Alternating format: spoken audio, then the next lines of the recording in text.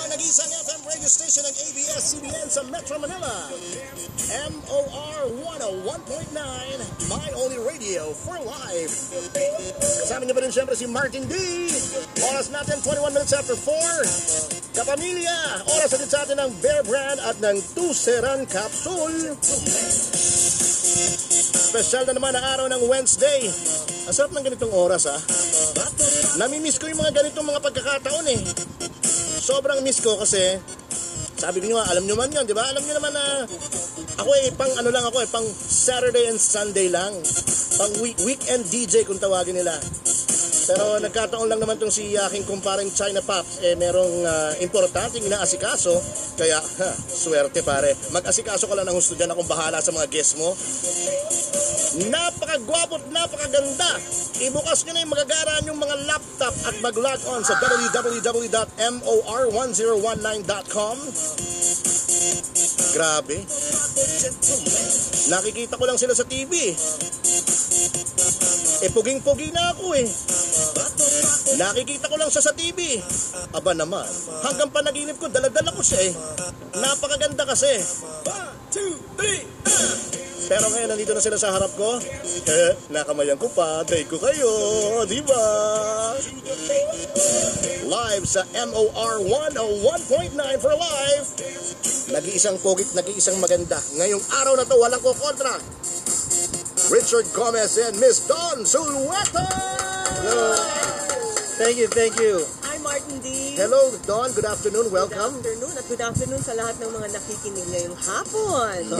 Thank you so much for having us here. It's my pleasure na nandito kayo ngayon at excited na ang lahat sa darating ng pelikula. Ano ba tong talagang bakit nga ba kaabang-abang ang pelikula nyo? Go ahead. The Love Affair, of course, kasama si Dawn dito at saka si Bea Alonzo. It's a moving love story about three people. Yan. Exciting yan. Having their crossroads in life. Yeah. And syempre pinapakita dito yung mga pinagdadaanan namin bilang mag-asawa ni Dawn. Kayo ang mag-asawa? Yes. Okay. Tapos sino tong isa? Si Bea naman. Meron isang pinagdadaanan. Nadaanan mo. Yun ang nangyari. May pinagdadaanan si Richard at si Dawn. Tapos si Bea may pinagdadaanan din. Dinaanan ni Richard. Magandang pelikula nga ito. Hindi naman nagkasagasa. Hindi naman nagkasagasa. Medya lang. Okay. Dawn, anong mismong papel mo dito sa movie na to? Ikaw ba dito yung mabait na asawa o talagang very protective o nagger ka ba? Hindi. Mabait na asawa. Nagkaroon lang sila ng problema si Tricia at si Vince. So ipinaglalaban niya ngayon si Vince at para sa mga anak din nila. Pero I have to add also na yung pinaka-aabangan sa pelikulang ito ay yun nga bukod pa sa it's a comeback movie also for Richard and I as a love team pero kasama pa namin si Bea Alonzo at bukod pa doon ang director namin ay si Noel Naval na ito ang kanyang film debut ang first film for Star Cinema. Wow! And we're showing this movie nationwide on August 12. Kapamilya, August 12 ha? Wala nang kung kailangan hindi pumasok, huwag pumasok. Kung kailangan mag-cutting pero magpaalam sa teacher. Sino ba naman yung nag-cutting na nagpaalam sa teacher? Basta manood kayo, August 12 na to, kaabang-abang, sabi nga ni Miss Dawn Zulueta. Meron ba kayo ditong pamagaan ng mukha doon ni Bea? Naku, kakaiba nga din itong story na ito dahil kaisa-isa lang namin na confrontation. Walang ganun na naganap. Naku, ano kayang naganap? Walang sakit o walang pagandahan lang ng mukha, solve ka na Kahit sigawan nga, walang nangyaring ganun So kapamilya, kita nyo naman sa lahat naman ng halimbawa nang nagkaroon ng konfrontasyon na pamilya na pinag-uusapan, ito yung walang naganap na sigawan, walang naganap na sampalan. Kung ano yun ang aabangan nyo sa August 12, di ba? Invite them once again, Miss Dawn. Yes, on August 12, nationwide na po ang showing in all cinemas ang The Love Affair. And then, Richard, we will also have a premiere night. Yes, kailan yung premiere? August 11, 7 o'clock sa Mega Mall Cinema 7. Sigurado na naman yan. Ako, sana yung mga Punong-puno na naman yung mga yan. fans natin kung may time sila. Samahan nyo kami, manood tayo ng sine. Oo. Tama naman, di ba? Tigilan nyo na muna yung pagpe-Facebook sa bahay. Manood muna kayo sine. Masasabi ko sa inyo, kung kinakailangan mag-absent, mag-file kayo ng leave August 12. Kung kinakailangan mag-cutting, wag naman mag-cutting. Okay, wag naman mag-cutting. Basta manood kayo. Napakagandang pelikula. Once again, Sir Richard, go ahead. Invite them.